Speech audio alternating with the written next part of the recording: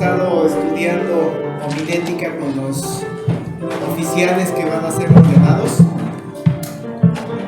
Y hoy para los hermanos es algo diferente, porque usé un versículo que es el que acabamos de leer, pero no es la base. Sin embargo, alrededor de este versículo está gran parte de lo que vamos a platicar. Entonces, no se preocupen, vamos a usar más versículos bíblicos también en este tema. Te agradezco, Señor, la oportunidad que nos das de estudiar la Escritura. Permítenos ser guiados por ti y llegar a esa creencia que la iglesia es una. La iglesia es unidad. Gracias, Padre, por estas palabras que nos vas a hablar. En el nombre de Jesús, amén. Pueden tomar sus lugares, hermanos. Y es que continuamos con el tema del mes. Si ustedes se fijaron, el mes de julio lo enfocamos a platicar sobre temas de la iglesia. Y en concreto, algunas de las características que tienen las iglesias. Y para ello, les pedí en su momento, en aquel primer tema de julio, que abrieran su himnario en las primeras hojas, porque ahí vienen los credos. Y el que les pedí que revisaran es el credo niceno. No sé en qué hoja está al principio, es casi al principio de los himnarios. Viene el credo de los apóstoles y viene el credo niceno. En la página 10. 16. Perdón, 10. Sin embargo, viene la estructura del credo niceno, creo en Dios, Padre.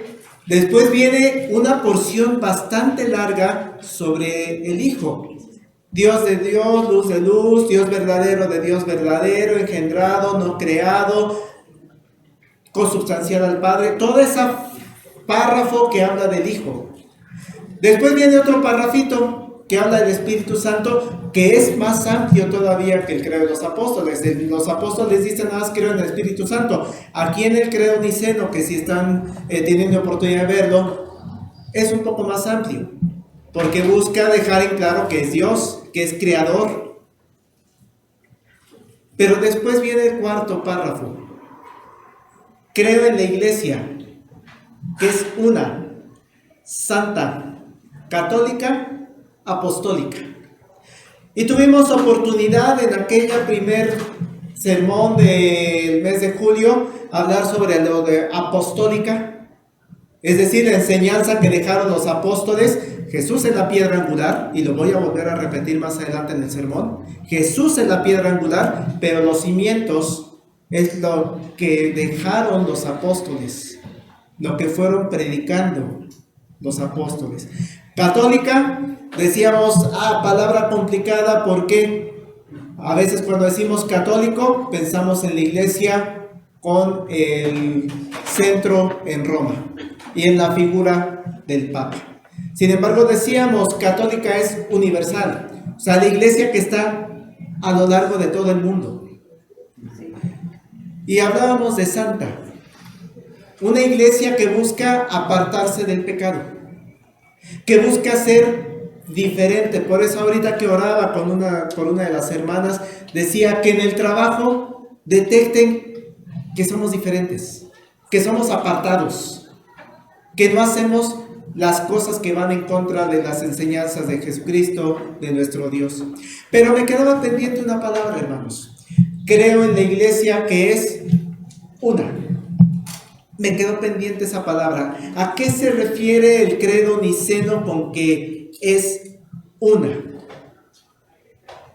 Y es que eso es lo que confesamos.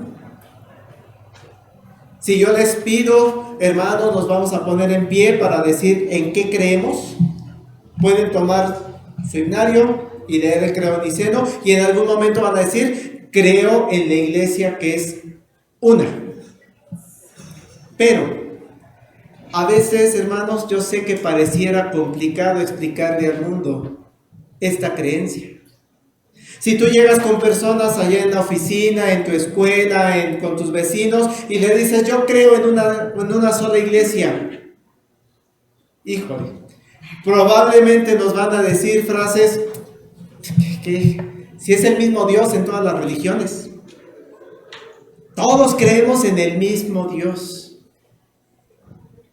Y entonces nos ponen, con esa frase nos están poniendo como, pues también crees en el Islam, por ejemplo. Todos creemos en el mismo Dios. ¿A eso te refieres? ¿Creo en una sola iglesia? Sin embargo, es importante reconocer que el que las personas creamos en Dios no significa que sea el mismo Dios. Un ejemplo muy sencillo en este que le estoy poniendo de el Islam. Hermanos, tengamos en claro, Dios del Islam, o como le llaman ellos, Alá, no es el mismo Dios que nosotros. No. ¿Por qué? Porque el Dios en el que nosotros creemos, en el Dios en el que yo creo, por ejemplo, es un Dios trino. Que es un Dios Padre, un Dios Hijo, un Dios Espíritu Santo. Mientras que el Islam no cree en la Trinidad. Entonces no es el mismo Dios. Todos creemos en el mismo Dios. No, discúlpame, pero no. Sí hay diferencias sustanciales. El Dios de nosotros se encarnó, se hizo hombre, se humilló, dejó su trono de gloria para venir aquí como un bebé. El Dios del Islam, Jesús del Islam, es solo un profeta. Y de hecho, Mahoma es más grande que Jesús en sus concepciones. Entonces no hablamos del mismo Dios, hermanos. Para nosotros, para el cristianismo, Jesús es la piedra angular de nuestra creencia. Mientras que para el Islam, Mahoma, su profeta, tiene mayor preponderancia. Por eso, hermanos, aquí es bastante claro, ¿no? Cuando yo digo, creo en la iglesia que es una, el Islam no entra en esa concepción de iglesia. ¿Sí? Para cuando nos digan, es que todos creemos en el mismo Dios, no es iglesia. El Islam no entra dentro de nuestro concepto de iglesia. Y lo mismo podemos hacer análisis para el budismo, para el hinduismo, que tampoco son cristianos. No podemos pensar en ellas cuando digo la iglesia que es una. Sin embargo, el problema también se presenta, se agudiza cuando nos introducimos dentro del cristianismo en aquellos grupos que sí creen en Jesús. Y aquí la pregunta es, ¿todas ellas forman una misma iglesia? Todas las iglesias cristianas, las que nos llamamos o se llaman cristianas, entran cuando yo digo, creo en la iglesia que es una. Aquí, hermanos, es importante tener en claro que no todos los grupos que creen en Jesús forman parte de nuestra definición de iglesia. Y voy a poner otro ejemplo para que quede bastante claro. Los testigos de Jehová. ¿Los testigos de Jehová son iglesia? ¿Les puedo yo decir hermanos a los testigos? Siguiendo el mismo concepto, más bien la misma idea de cuál es el concepto de Jesús que tenemos cada uno de nosotros.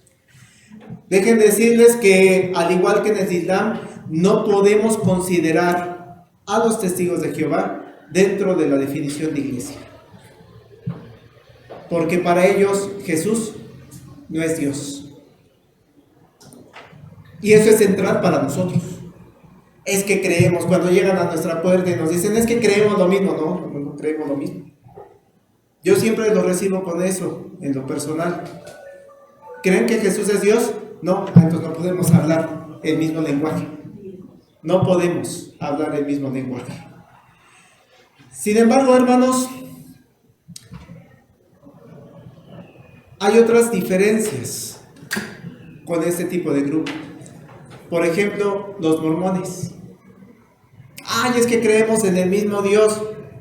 No. Los mormones creen en Jesús, pero por ejemplo no creen en la Trinidad tampoco, de la misma forma que nosotros. El Padre, el Hijo, el Espíritu Santo, para nosotros son uno. Son uno. Y el mormón dice, no, una cosa es el Padre, una cosa es el Hijo, otra cosa es el Espíritu Santo, y no son Dios todos. Son seres separados. O el mormón lo que cree es que la salvación es mediante obras. Un choque impresionante por nuestra creencia, porque nuestra salvación es por gracia. Entonces, cuando yo digo, hermanos, en el credo niceno, creo en la iglesia que es una, ya saqué a varios grupos que no son iglesia. Ya, ahí debemos tener mucha atención. Y así podemos ir viendo cómo es que no todos los grupos religiosos que se dicen cristianos o de origen cristiano necesariamente lo son. Pero claro, podemos ir analizando todavía otros grupos. ¿Qué pasa, por ejemplo, con el catolicismo? ¿No? Ahí, hermanos, hay una pequeña situación con respecto al catolicismo. La iglesia cristiana surge cuando se va Cristo. Estamos hablando por ahí del año 33 después de Cristo.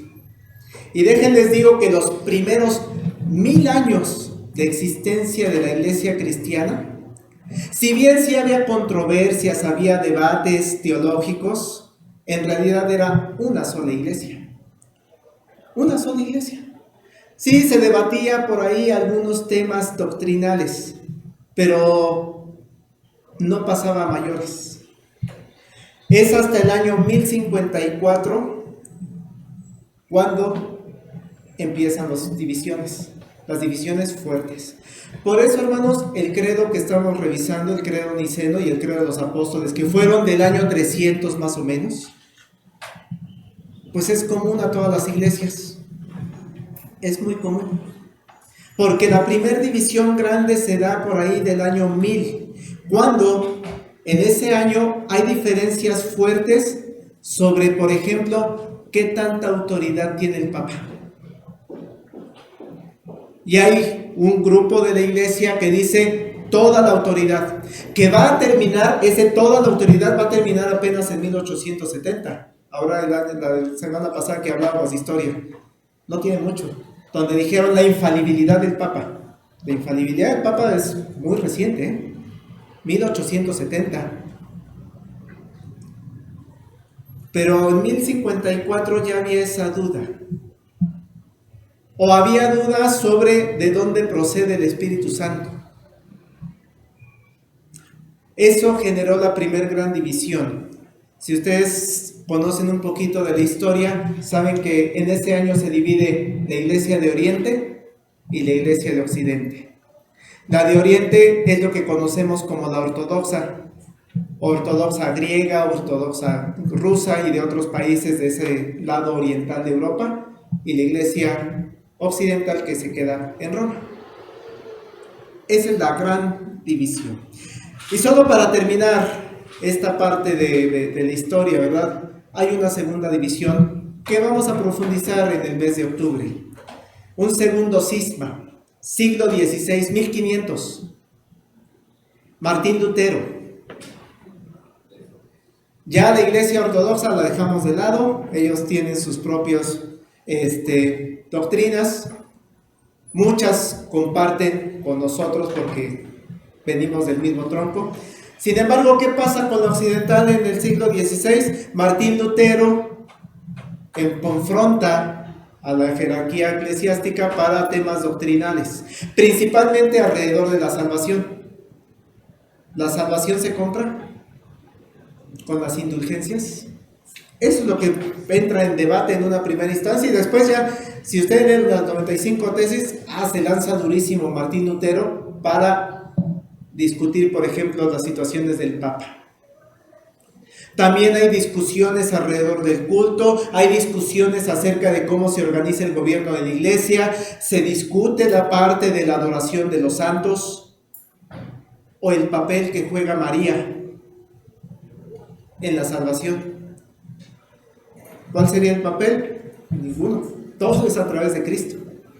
Entonces viene un rompimiento con la Iglesia Católica Romana y se genera la Iglesia Protestante. Así, hermanos, la Iglesia Católica, cuando se meten en temas doctrinales con santos, con María, con tradiciones por encima de la Biblia, ya no entran en nuestra definición de iglesia. Ya no entran. Y tampoco nosotros entramos cuando ellos lo dicen. Ellos dicen este credo. Pero cuando dicen la iglesia una, se refiere más a la de ella, a la de ellos. A nosotros, ¿cómo nos dicen, hermanos? ¿Los hermanos qué? Separados. ¿Sí? Son cosas diferentes. Para terminar esta parte histórica, todavía más detallando, hay una gran variedad de denominaciones protestantes.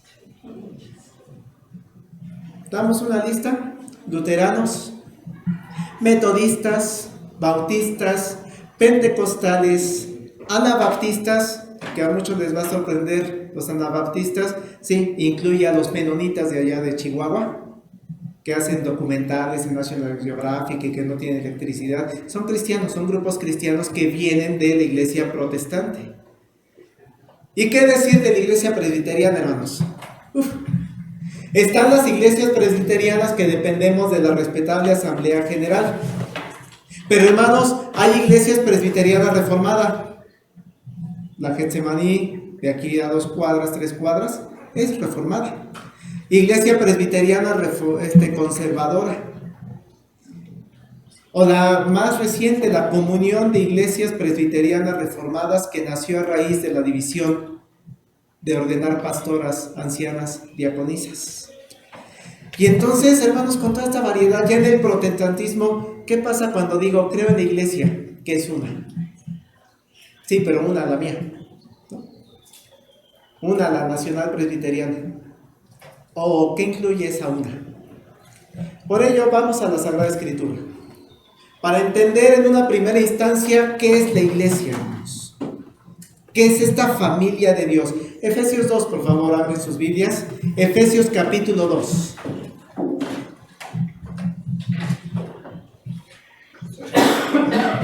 Versículo 19 en adelante. Así que ya no sois extranjeros ni advenedizos, sino conciudadanos de los santos y miembros de la familia de Dios, edificados sobre el fundamento de los apóstoles y profetas, siendo la principal piedra del ángulo Jesucristo mismo, en quien todo el edificio bien coordinado va creciendo para ser un templo santo en el Señor, en quien vosotros también sois juntamente edificados para morada de Dios en el Espíritu. Es decir, hermanos, lo que nos está diciendo el apóstol Pablo, lo que nos está diciendo Dios a través del apóstol Pablo, es que la iglesia es aquella comunión, aquel grupo de personas que está fundamentado sobre la piedra angular. ¿Que quién es la piedra angular, hermanos? Cristo. Cuando este grupo de creyentes no desvía su atención de las enseñanzas de Cristo, eso es iglesia. Cuando este grupo de personas no se desvía del testimonio de Cristo, que no pierde el hilo de reconocer lo que dice el Antiguo Testamento sobre Cristo. Sí, hermanos, el Antiguo Testamento trata de Cristo. Hay que encontrarlo. Hay que encontrarlo, porque ahí está Cristo, cuando habla del tabernáculo, cuando habla pone de ejemplo a profetas, a reyes, ahí está Cristo presente. Una iglesia cristiana es cuando no se desvía de lo que dice Cristo. Se dice de Cristo en el Nuevo Testamento. Hermanos, una iglesia cristiana es aquella donde se habla de Cristo exclusivamente desde la Biblia. Aquí es donde encontramos, hermanos, lo que debemos creer sobre Cristo. Y cuando no le quitamos el papel central. La iglesia, hermanos, entonces, por ejemplo, ahorita somos una asamblea. Eso significa la palabra iglesia, asamblea. Nos fuimos convocados a esta asamblea domingo 11 de la mañana en Allende 139 para adorar a Cristo, adorar al Padre, adorar al Hijo, para reconocer su grandeza, para confesar que Cristo es el Salvador.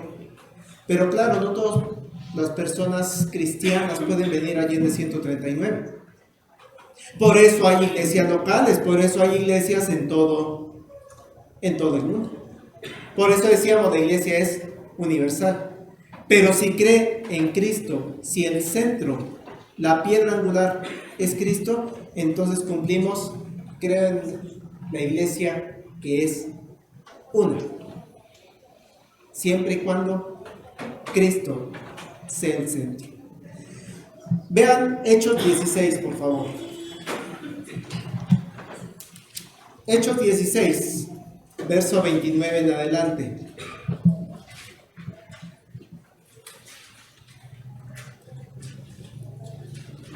Hechos 16, 29 en adelante. Él entonces, pidiendo luz, se precipitó adentro y temblando se postró a los pies de Pablo y de Silas, y sacándolos les dijo: Señores, ¿qué debo hacer para ser salvo? Ellos dijeron: Cree en el Señor Jesucristo y serás salvo, tú y tu casa. Y le hablaron la palabra del Señor a él y a todos los que estaban en su casa, y él, tomándolos en aquella misma hora de la noche, les lavó las heridas. Enseguida se bautizó él con todos los suyos, y llevándolos a su casa les puso la mesa, y se regocijó con toda su casa de haber creído a Dios. Hermanos, esta frase es una de mis frases favoritas. ¿Qué necesito para ser salvo? Cree en el Señor Jesucristo y serás salvo. Este texto, hermanos, me hace mucho recordar, y lo comentaba el día miércoles en el estudio bíblico, el día que Dios me llamó para integrarme a la Sociedad de Esfuerzo Cristiano Intermedia. Decía yo el miércoles, después de que mi hermana mayor se había integrado a este grupo, me había invitado: ven, Marcos, ven al Esfuerzo Cristiano, luego, ven, a ver, mira, te prometo que el primer domingo de 1990 voy a tu grupo.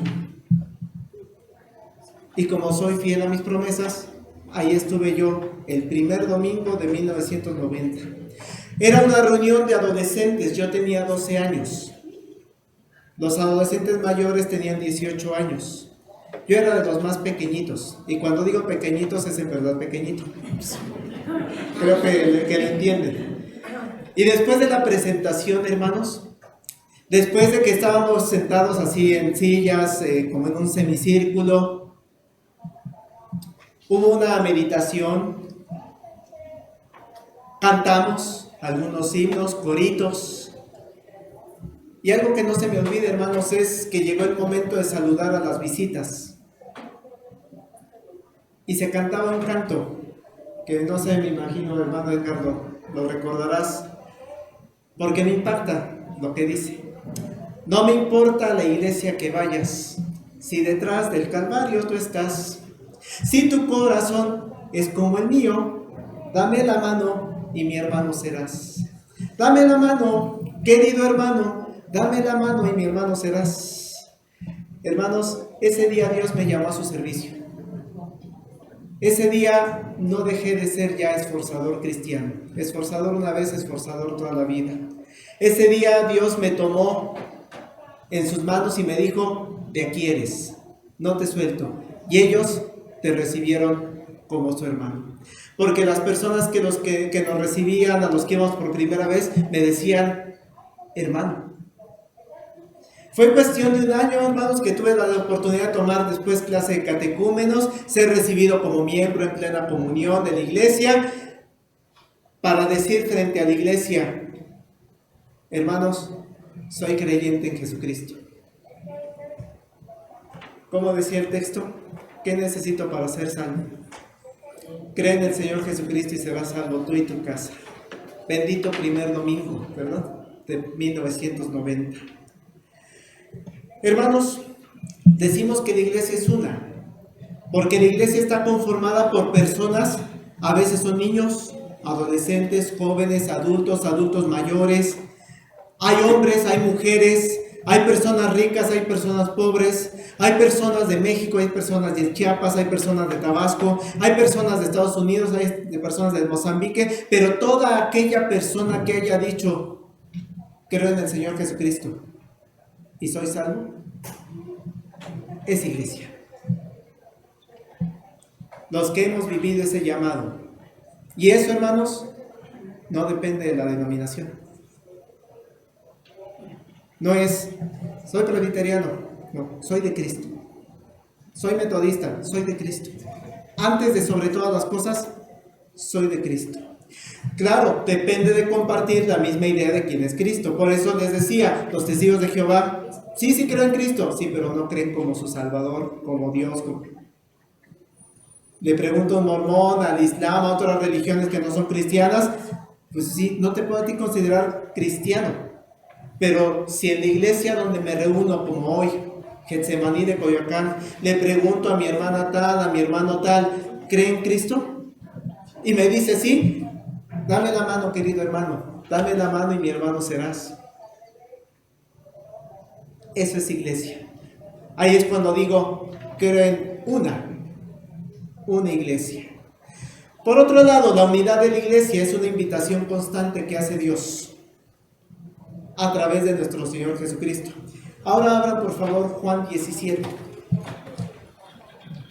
Juan capítulo 17. Verso 20 al 23. Una oración hermosa de Jesucristo por sus discípulos. Verso 20 en adelante. Mas no ruego solamente por estos, sino también por los que han de creer en mí por la palabra de ellos. Paréntesis, ahí entro yo, hermanos. Ahí entra usted. Para que todos sean uno. Vean lo que está pidiendo de la unidad de la iglesia. ¿Por qué nos dice Jesucristo? La iglesia es una. Creo en una sola iglesia. Para que todos sean uno. Como tú, oh Padre, en mí y yo en ti. Que también ellos sean uno en nosotros. Para que el mundo crea que tú me enviaste.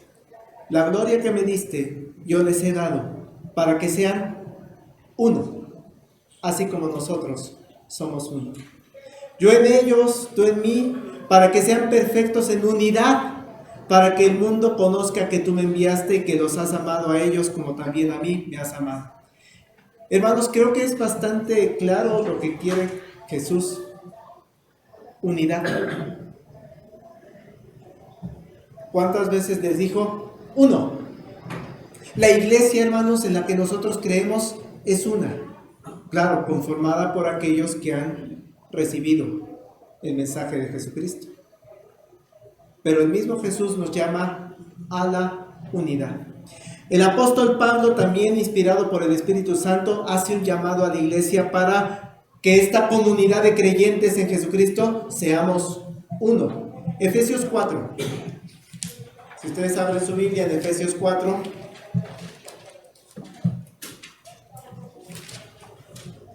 Versículo 4 en adelante. ¿Qué le dice a la iglesia? Un cuerpo, un espíritu, como fuiste también llamados en una misma esperanza de vuestra vocación. Un Señor, una fe, un bautismo, un Dios y Padre de todos, el cual es sobre todos y por todos y en todos. Hermanos, la invitación de Dios para la iglesia, para el conjunto de creyentes que dijeron en algún momento, creo en el Señor Jesucristo y soy salvo, es que seamos uno. Vemos en estos dos textos cómo Dios quiere que la iglesia sea una, que se mueva a través del mundo como un solo cuerpo. No importa si estás aquí, si estás en Corea, si estás en Estados Unidos, si estás en Chiapas, Lo que nos dice Dios es que esta comunidad creyente se mueva como un solo cuerpo. Sí, como varios órganos, porque realizamos diferentes funciones de acuerdo a los dones que Dios mismo compartió. No todos podemos tocar el piano como lo hace nuestra hermana Olivia o nuestro hermano Esteban. Pero hay los que sí podemos predicar, los que podemos barrer, los que... Sí, somos muchos órganos, pero nos debemos mover como un solo cuerpo. Y algo importante, ese cuerpo tiene una cabeza, Cristo. Dios quiere que creamos y busquemos ser una sola iglesia unida, y dice el texto de Pablo, en un solo espíritu. Claro, teniendo el concepto de espíritu igual. Si me dicen, es que el Espíritu Santo es una fuerza, ya no eres lo mismo que yo. Ya eres diferente. Concepto que tiene el testigo de Jehová. Pero si me dice, yo creo en el Espíritu Santo que es Dios. A ver, hermano, yo soy igual que tú. Creo en lo mismo que tú. Nos dice Pablo, entonces seamos uno solo en un espíritu. Dice Pablo, seamos uno solo en lo que creemos sobre la vida eterna. Usted, hermana, usted, hermano, ¿cree que cuando muramos vamos a resucitar? Sí, yo no sé cuándo, pero voy a resucitar. ¿Cómo le va a hacer Dios para juntar otra vez mi cuerpo? No lo sé. Solo creo que es Dios Todopoderoso y lo va a volver a juntar y va a quedar perfecto mi cuerpo con mi alma. Una vida eterna, una esperanza. Dice Pablo, creamos como iglesia con una sola creencia de quién es Dios, que no es una fuerza, sino es Dios mismo. Dios quiere la unidad en la resurrección, en lo que creemos de la salvación de nuestra alma. Dios reconoce, hermanos, que la unidad de la iglesia es teniendo, y lo dice claramente, un solo Señor, que es Jesucristo. Y si Jesús, hermanos, insisto, no es el Señor, no eres miembro de la iglesia de Cristo. Entonces, ¿cómo lo declaró Tomás? También me gusta mucho la declaración de Tomás. Todos conocemos la historia de que, hasta que no lo vea, no lo creo, ¿no? Y ya llega Jesús y, a ver, mete aquí tu mano y mete aquí tu mano, ¿ya me crees? ¿Y cómo contesta Tomás? Entonces Tomás respondió y le dijo, Señor mío y Dios mío. Jesús es Dios. Tomás lo reconoció como Dios. ¿Por qué me has visto, Tomás? Creíste. Bienaventurados los que no vieron, como el hermano Marcos, y creyeron. Yo no tuve necesidad de meter mi dedo en la llaga de Jesús. Creo. El apóstol Pablo, hermanos, insisto, inspirado por Dios, llama a la iglesia a ser de una sola fe. Y se mete en detalles doctrinales. Dice Pablo que seamos uno solo en el bautismo. Por eso, hermanos, es importante que cuando una persona se integra a nuestra iglesia, pero viene de otra iglesia donde fue bautizado, tenemos que hacer un análisis. ¿Cómo fue ese bautismo? ¿Por qué? Porque si es el mismo concepto de bautismo que nosotros tenemos, adelante, hermano, no te tengo que bautizar. Te bautizaste en el mismo concepto que tenemos de aquí, adelante. Pero si vienes de una iglesia donde el bautismo es otra cosa diferente, por ejemplo, que el bautismo es para salvación, ¿no? Mucha angustia causa en los padres el que el bebé recién nacido nace enfermo y no ha sido bautizado. ¿Cuál es el miedo, hermanos? Que muera el bebé, ¿y a dónde se va? El bautismo es para salvación, de acuerdo a la Iglesia Católica. Podemos tener ideas semejantes, pero si no es lo mismo, hermano, tenemos que bautizar. Por eso dice Pablo, seamos uno, una fe, un bautismo. Por eso la importancia de tomar el curso de catecúmenos. Ahí te explicamos por qué te tenemos que volver a bautizar en algunos casos y por qué en otros casos No.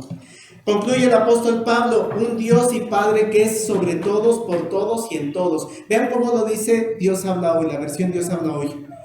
Hay un solo Dios y Padre de todos, que está sobre todos, actúa por medio de todos y está en todos. Si la iglesia cree eso, eso es unidad. Si tu compañero es que, pastor, yo tengo un compañero de trabajo que es cristiano. Ah, muy bien. ¿Cree que Dios y Padre de todos está sobre todos? ¿Actúa por medio de todos y está en todos? Llámale a tu hermano. No me importa la iglesia que vayas, y detrás del Calvario tú estás. Si tu corazón es como el mío, dame la mano y mi hermano serás. Lo que podemos estar concluyendo entonces, hermanos, es, bueno, gracias, pastor. Entonces me puedo congregar en cualquier iglesia, ¿no? Pero y entonces podríamos llegar a la conclusión, pastor, entonces está mal tener tantas denominaciones. ¿Qué pasa ahí, hermanos? Y este es el último punto que quiero comentar. Pastor, ¿por qué sí creo en la unidad de la iglesia? ¿Por qué sí creo que la iglesia es una? Y usted viene diciéndome que el centro es Cristo y que si creen en la salvación por Cristo y que si creen que Cristo es Dios. ¿Y por qué hay tantas iglesias? Debemos recordar, hermanos, que la Sagrada Escritura de manera constante nos muestra cómo la iglesia tiene enemigos. El enemigo de Dios y de la misma iglesia lo que va a buscar es desintegrar esas asambleas, esos grupos de creyentes. Lo que busca el enemigo de Dios y el enemigo de la iglesia es que no haya unidad, romper la unidad. Y por eso empieza a introducir en los grupos, en las asambleas, en las iglesias, lo que los apóstoles llaman falsas doctrinas. Por favor, 1 Timoteo 6.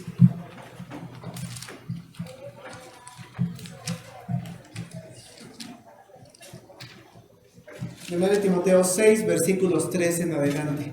Y quiero resaltar, estamos hablando de que Jesús se acaba de ir, apenas se acaba de ir. Y ya vean lo que pasa.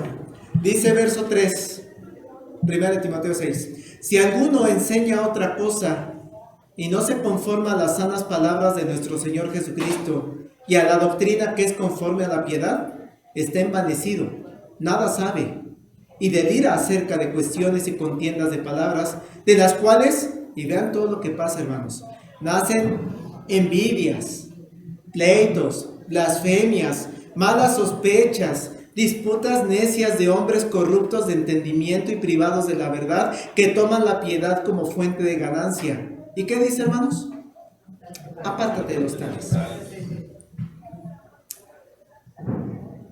El enemigo mete personas que traen ideas que no son cristianas, ideas que no corresponden a lo que Cristo es, Cristo dijo, Cristo enseñó.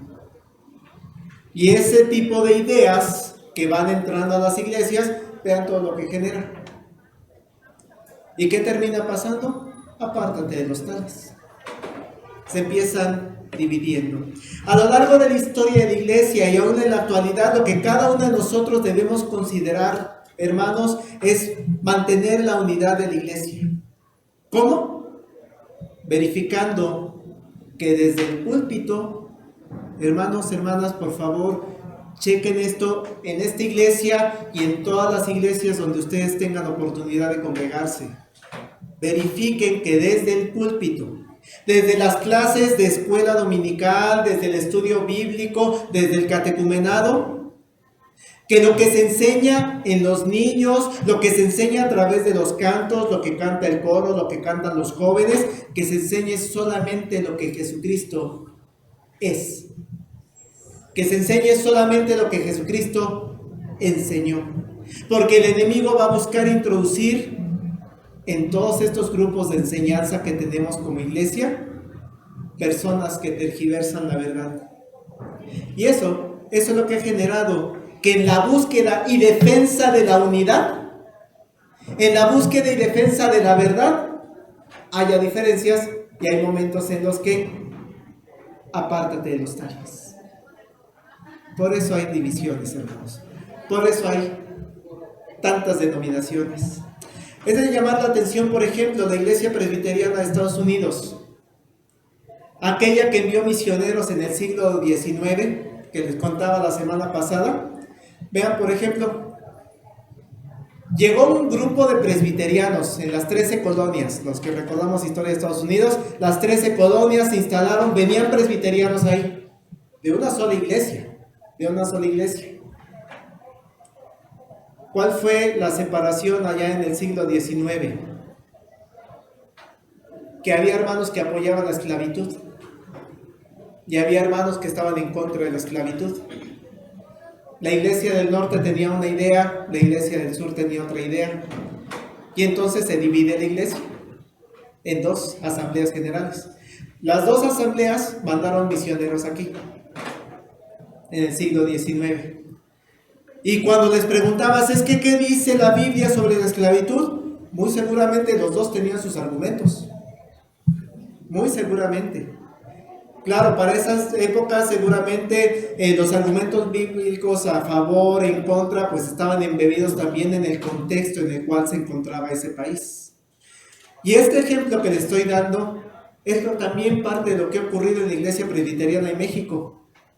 No con la esclavitud, pero seguramente mis hermanas adultas mayores recordarán este tipo de debates. ¿Es válido traer pantalón al templo? Y hay templos actualmente donde te prestan falda para que puedas entrar. O velo, el velo.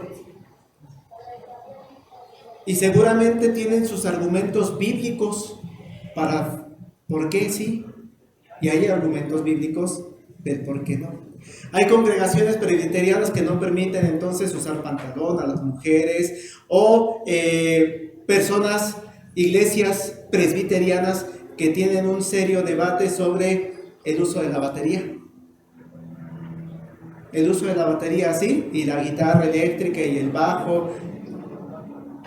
No, pastor, es que lo que debe dominar es el uso del piano y del órgano. Y entonces, ¿qué pasa? Empieza a tensarse y ¡pum! Me voy con los que sí me gusta la batería, me quedo con los que me gusta el piano y el órgano. Similar es el uso, por ejemplo, algo muy común, el uso de la cruz, la imagen de la cruz vacía. Hemos visitado templos presbiterianos que en sus vitrales tienen la cruz vacía. Pero hay templos en donde si ponemos una imagen de una cruz, no, pastor, está siendo católico. Y seguramente hay argumentos a favor, argumentos en contra del uso de la imagen de cruz. ¿Qué decir, hermanos, en otros temas? La ordenación de la mujer, que es lo que causó división no solo aquí, sino en la Iglesia Nacional, y por eso existe la comunidad de iglesias presbiterianas reformadas, en donde sí ordenan mujeres pastoras. Ya ni profundizar en el tema de las personas homosexuales. Han de saber algunos de ustedes el debate en Estados Unidos hace unos años, donde la Iglesia del Sur, si no me recuerdo, la Iglesia del Sur dijo, se puede ordenar personas homosexuales. Viene el enojo de parte de las iglesias, las que están a favor, las que están en contra. ¿Y qué hizo la Iglesia Nacional Presbiteriana de México? Rompió relaciones con la PECUSA, así se le llama, defendiendo la sana doctrina. Amados hermanos y hermanas, las divisiones que se han dado en la iglesia, vean qué interesante, son por mantener la unidad alrededor de la pureza doctrinal de Jesucristo. ¿Por qué hay tantas denominaciones? Porque la iglesia busca pureza doctrinal en Jesucristo. Así que aunque parezca una contradicción, el que exista una variedad de denominaciones nos muestra y nos confirma nuestra creencia. Creo en la iglesia que es una. Y está esa iglesia una defendiendo la pureza de la Escritura.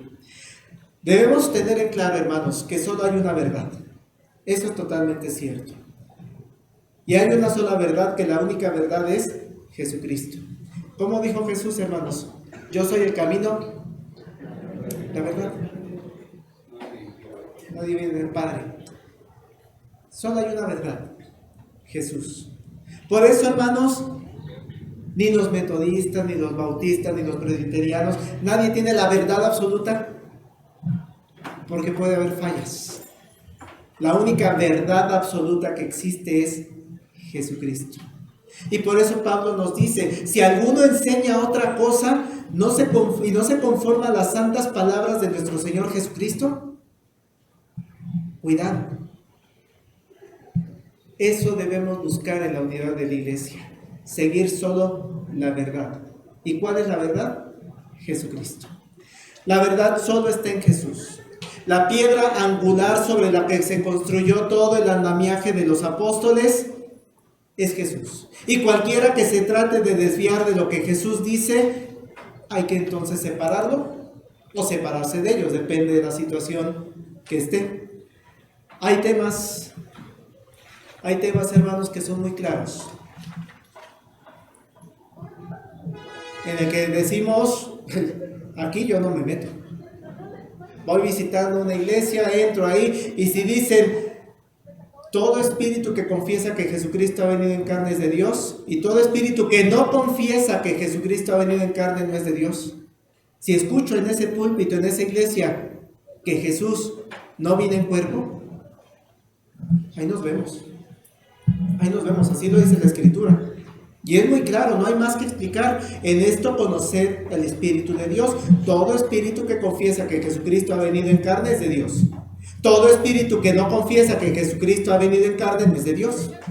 Y lo dice más fuerte. Y este es el espíritu del anticristo, el cual vosotros habéis oído que viene y que ahora ya está en el mundo. Si tú entras a una iglesia o en tu iglesia, en tu comunidad, empiezan a decir Jesús no vino en cuerpo, o te quedas para arreglar la situación, o ahí nos vemos, porque yo cuido la sana doctrina. Somos conscientes, hermanos, que desde la época apostólica hay personas que empiezan a tergiversar las enseñanzas de Jesús. ¿Cuántos años han pasado, hermanos? 2000. Y claro que han seguido en esos 2000 años entrando ideas que han permitido las separaciones de la iglesia verdadera de las que no lo son. Si en la iglesia donde me congrego, hermanos, se enseña que Jesús no viene en carne, entonces una de dos, o me quedo a arreglar la situación, o me salgo para formar una comunidad de sana doctrina. Claro, hay temas. El que les pongo de ejemplo es muy claro. Pero hay temas que no son sencillos de atender. ¿Qué dice, por favor, 2 de Pedro 3? 2 de Pedro 3, versos 15.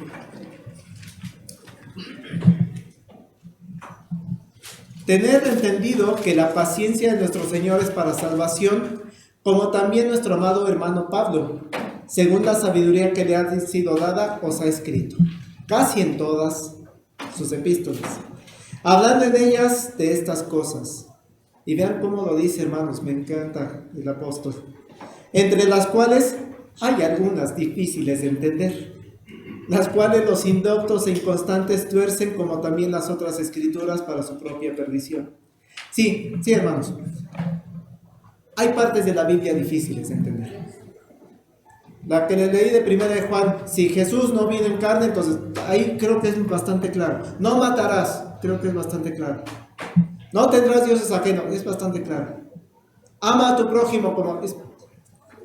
Pero hay pasajes, dice Pedro, en las cartas de Pablo, difíciles de entender, que los indoctos, los que no estudian, los que no profundizan, los que no saben acercarse a la Escritura, pueden desviar. Hermanos, sí es importante discutir sobre qué significa que Jesús, después de su bautizo, por ejemplo, dice, subió del agua. No, pastor, ¿significa que se metió todo? y entonces subió del agua, es que salió, entonces el bautizo es por baño completito. No, si estamos en el desierto, el río tiene baja, nada más metió hasta los pies. No, pastor, toque. Sí, es importante discutir qué quiere decir subió, para poder definir cómo bautizar a las personas. Porque incluso hay la interpretación que dice subió se refiere a que caminó hacia el agua, hacia el río, no que se metió completo. Entonces dice Pedro, pues sí, hay algunas difíciles de entender. Hay que encargarle a los pastores que se pongan a estudiar eso, ¿no? A los ancianos. Sí, es muy importante que en este tipo de temas, sí son importantes, no les estoy quitando la importancia y no estoy diciendo que no los estudiemos y los analicemos y los discutamos, pero este tipo de temas no son centrales para la salvación de la persona. Podemos ser tolerantes. Basado un poco en lo que dice San Agustín, uno de los grandes teólogos de la historia. San Agustín decía, unidad en lo esencial, libertad en lo accidental y en todo caridad. Si el tema a platicar, a discutir, es que cómo te voy a bautizar, no te mojo así o te meto todo, es importante, pero no es central para la salvación. Es que Jesús no es Dios, ese sí es importante para la salvación. Unidad en lo esencial, libertad en lo accidental, en todo caridad. Solo quiero concluir, hermanos, diciendo que es verdad, que existe una sola verdad y la verdad total está en Jesús. Y si bien ninguna denominación tiene la verdad absoluta, ahora permítanme poner mi chaleco de presbiteriano. ¿Por qué? Porque, hermanos, hay un orgullo de pertenecer a la iglesia presbiteriana, reformada, calvinista. La iglesia presbiteriana, si ustedes la van conociendo, enfatiza mucho el estudio serio, y pongo aquí la palabra, y científico, de la Sagrada Escritura. Por eso a los pastores se nos pide que hayan estudiado una licenciatura en teología. Y por eso a los pastores nos dicen, tienes que aprender griego, hebreo, homilética, exégesis. No es psicología nada más, no. Tienes que entrar. Tienes que estudiar historia del texto bíblico. Tienes que estudiar cómo se fue construyendo el canon. Todo eso debe estudiar una persona para ser pastor. Hermanos, yo entré al seminario en 2015. Tuve la oportunidad de ordenarme apenas en 2022, creo. O sea, 7 años de preparación para poder ser pastor. Hermanos, el orgullo de ser presbiteriano es que hay un estudio serio y científico de la Escritura. Y también los ancianos, hermanos. Los ancianos pasan un curso para poder ser ordenados. Los diáconos pasan un curso para ser ordenados. Y algo hermoso, hermanos. Para ser miembro en plena comunión de nuestra iglesia, pasas un curso. No tan profundo de griego, hebreo, exégesis, no, pero básico, que llamamos catecúmenos. Siéntese orgulloso de ser presbiteriano, porque es un estudio serio, formal, científico de la Escritura. Y por lo que hemos comentado anteriormente, sí, se llegan a dar separaciones, pero es hermoso pensar que la iglesia presbiteriana de México y del mundo, la iglesia protestante en México y en el mundo, ha tendido a esas separaciones buscando ser un cuerpo, un espíritu, como fuiste también llamados en una misma esperanza de vuestra vocación. Esas iglesias presbiterianas buscan un Señor, una fe, un bautismo, un Dios y Padre de todos, el cual es sobre todos y por todos y en todos. Y con esa confianza que repetimos en el credo niceno, creo en la iglesia, que es una, santa, católica y apostólica. Y entonces, como decía el texto, mirad cuán bueno y cuán delicioso es habitar los hermanos juntos.